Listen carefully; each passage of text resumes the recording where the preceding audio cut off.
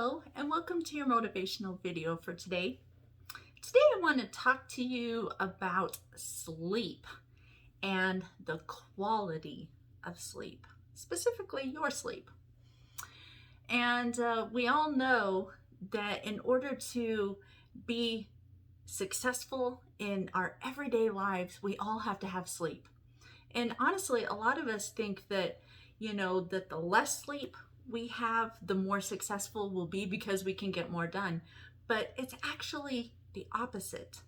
Because if you run on little sleep, your body doesn't have the energy to be able to sustain the activities that it needs to do for the day. And so you'll find that typically, like in the mornings, you might get out of bed and let's say you only had 4 hours of sleep the night before. And so you get out of bed and you think, I'm feeling fine. And you start going throughout your day. And then all of a sudden,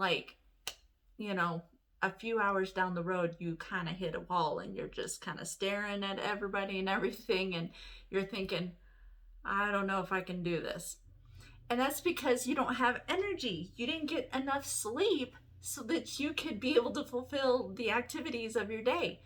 And so really what adults need is 7 to 9 hours of sleep a night. And so you really need to make sure that you're getting those 7 to 9 hours of sleep. And before we discuss the good sleep habits that you should have, really we need to kind of address some of the poor sleep habits or a poor sleep hygiene, you might hear it called. A big one is electronics. People typically will use their electronics right up until literally they fall asleep, and sometimes they're still playing. I'm guilty of this. I have done this so many times of literally having my phone there, my laptop, or I fall asleep watching TV because I'm just out of pure exhaustion. And that's really not a good sleep habit to get into. And what's even more frustrating is you fall asleep watching TV, but then when you actually go to bed, you wake up. And that's all because of poor sleep habits. So you really need to get rid of the electronics for at least half an hour before you go to bed. No, as much as is possible, no cell phone use and no laptops. Emails can wait till the next day. They really can. And I know some of us are, addicted to our phones. We live by them. It's the world we live in now. But set it aside because your sleep is valuable. And then also with the electronics have a tendency to emit blue light. So that's one of the reasons why you want to put it away before you go to bed, like half an hour to an hour before you go to bed.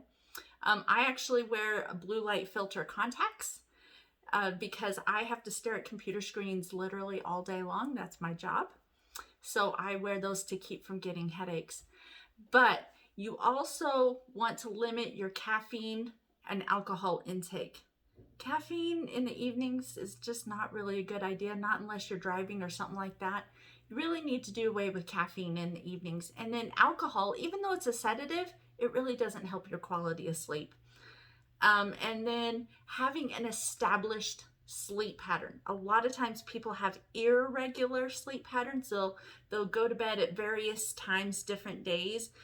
One day they might go to bed and get, a good night's sleep, and then the next night it's not so good at all. So establishing a regular sleep pattern and waking up at the same time every day. So going to bed at the same time every night, waking up the same morning at the same time every morning.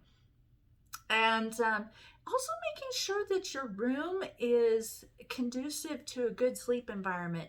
Make sure first of all, making sure you have a clean room. I love having a clean room. I can't sleep if my room is messy.